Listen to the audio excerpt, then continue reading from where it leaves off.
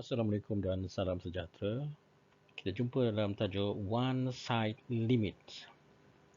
Okay, kita refer graph A and graph B. This is a graph A.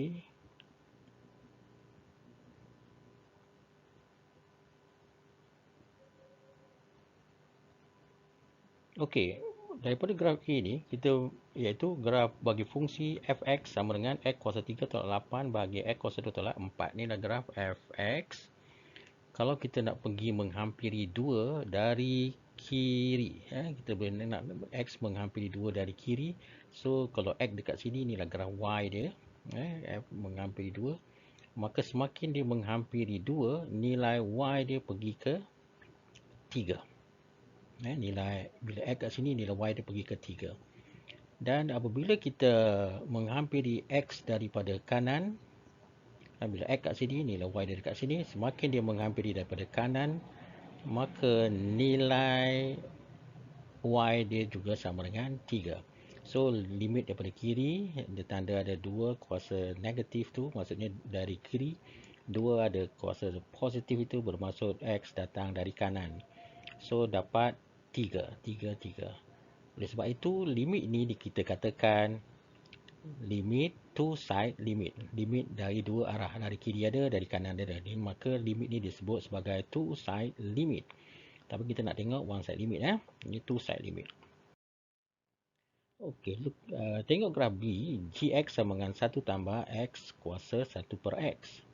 So graf ni adalah macam ni. Graf dia macam ni. Kalau kita lihat, inilah nilai bila x. Dan kalau kita lihat kat sini, x tu tak boleh kosong. 1 over x. X tak boleh kosong. Jadi bila x kosong, dia tak tertakrif. Jadi kita gunakan ujung dia adalah bulat kosong kat situ.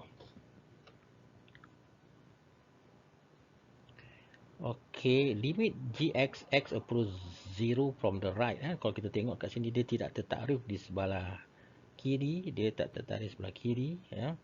Maka kita ambil bila x datang daripada kanan, gx sama dengan 2.718. Bila x datang dari kanan, nilai y dia sama dengan 2.718. Menghampiri 2.718. Dan bila kita datang daripada kiri, bagi fungsi gx ini, dia adalah does not exist sebab dia tak tertakrif di sebelah kiri. Maka fungsi ini dipanggil one side limit.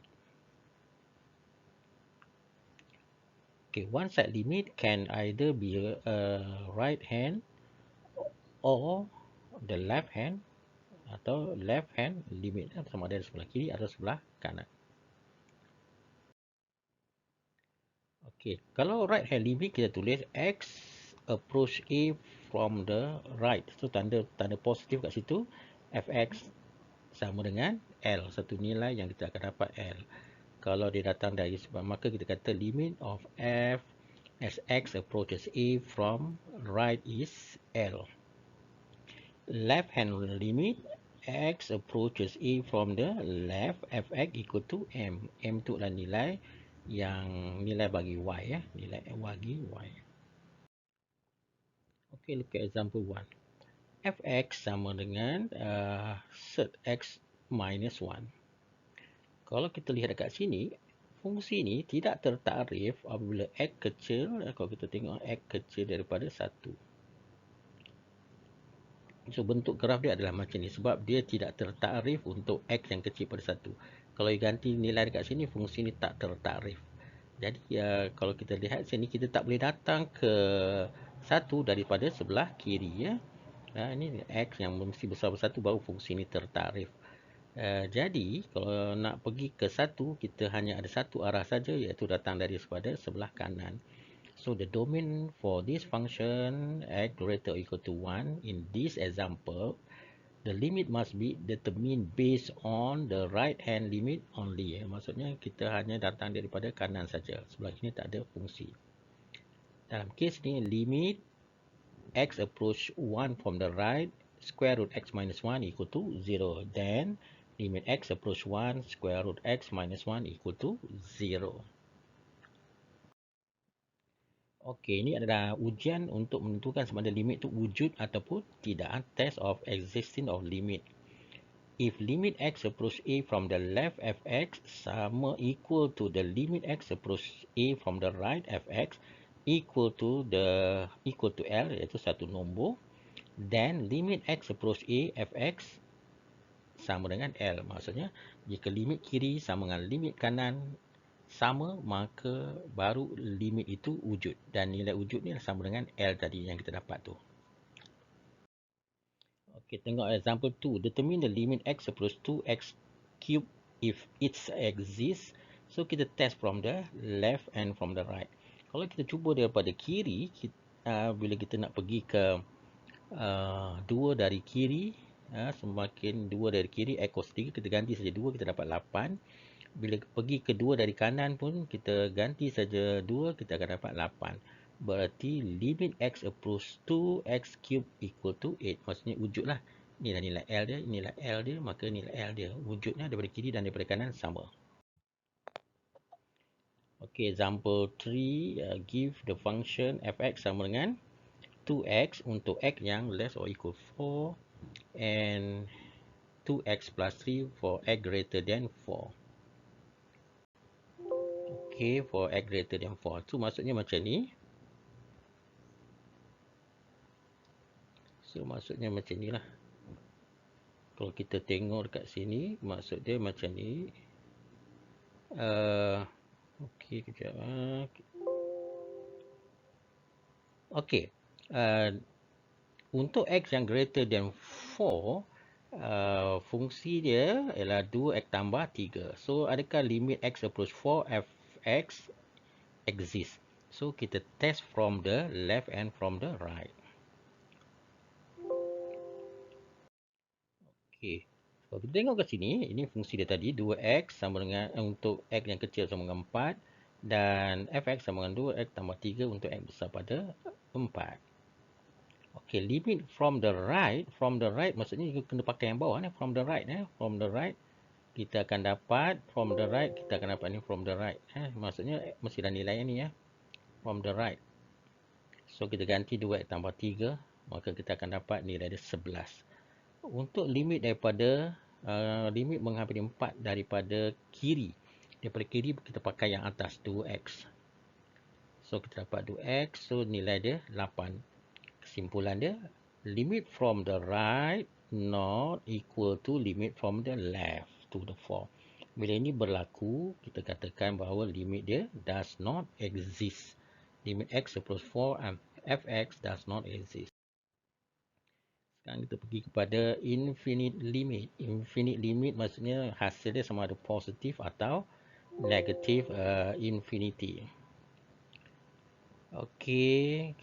Limit x approach A fx equal to positive infinity, yang dipanggil infinite limit. Hasil dia dapat positive infinity bila x menghampiri A. Dan satu lagi limit x approach A fx equal to negative infinity. Yang ini dia juga, nama dia adalah infinite limit. Okey.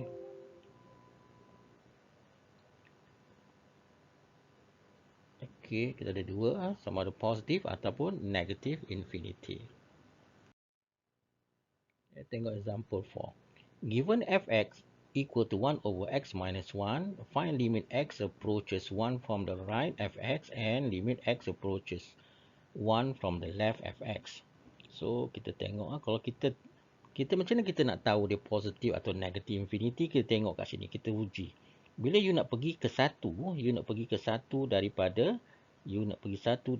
kanan, daripada kanan, makna dia you kena test nilai yang menghampiri 1 dari kanan. Daripada kanan dia 1.1 lah. 1.1 atas dah positif. Bawah ni 1.1 tolak 1 dapat nilai positif. Maka kita akan dapat positif. Kita akan dapat positif. Okey, kejap. Kita akan dapat positif. Kita dapat ni positif infinity. Bila kita pergi ke 1 daripada kiri. Bila 1 daripada kiri kita akan jumpa 0.9 lah, yang paling hampir dengan 1 daripada kiri, 0.9. Jadi 1 bahagi dengan 0.9 tolak 1, kita akan dapat negatif. Negatif yang paling hampir dengan kosong adalah negatif. So, jawapan dia negatif infinity. So, itulah cara nak tunjuk, nak dapat positif atau negatif infinity. Kita akan uji nilai yang hampir dengan satu, sama ada kanan atau kiri. Kemudian kita ganti sama ada dapat positif ataupun negatif. Okey, example 5. Bila X diberi Fx sama dengan 1 per X tolak 2 kuasa 2, find limit X equals to 1 over X minus 2 square from the right and from the left. You datang pada kiri, datang daripada kanan kedua. Kalau kita lihat kat sini, apa pun nilai X, bila you kuasa 2 kat situ, you akan dapat positif. Bila positif, you akan dapat positif infinity lah. Bila you pergi kedua, dan sama ada dari kiri pun dari kanan, kalau you pergi kedua daripada kiri, sini akan dapat negatif. So negatif bila you kuasa 2 still positif. So you akan dapat dua-duanya positif infinity.